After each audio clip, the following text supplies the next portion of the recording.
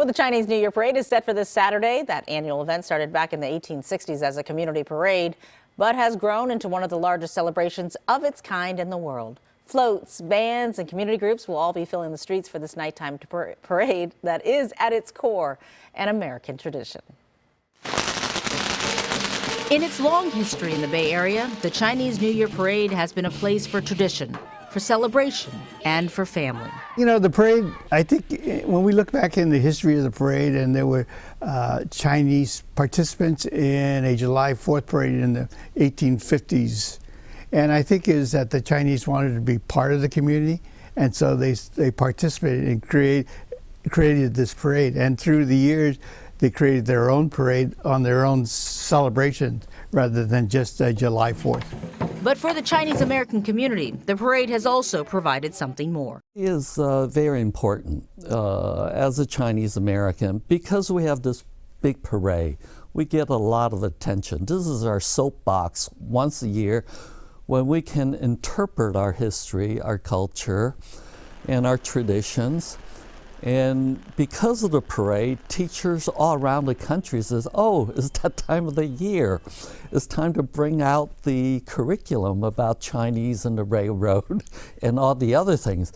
Because without this, we won't have that kind of attention awareness. It really always has been a big event. Check out this crowd, estimated at 140,000 in 1953. The first year, it was open to all.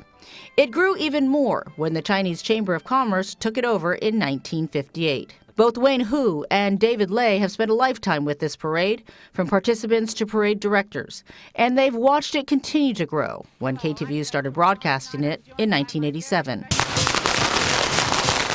Today, it is considered the largest celebration of its kind in the world. Now Hong Kong has one. In fact, they hire Don Whiteley, who was our consultant for this parade, starting at about 1984-85. So Hong Kong looked to San Francisco and said, looked what are to you San doing? Francisco for this Lunar New Year parade, and Don went there with all these Chinese design, and Hong Kong says, no, we want your American bands. We want your Western looking floats. We know how to do Chinese. They wanted the Western side of the parade. A Chinese American tradition and a Bay Area staple, which through the years has always been about community. It is very important that it reflects what we're doing in our community. So the Chinese schools, I mean, not as big as it was before, but Chinese schools used to be huge, and they all participated. There are a Boy Scouts is an American thing, but they participate. So it represents this both sides of our community. Yes, the old and the new. And while the parade last year was canceled due to the pandemic, people who love it say bringing it back, especially in the wake of incidents of AAPI hate, feels more important than ever. Well, what they see is a awareness that the Chinese were here for a long time and is impactful.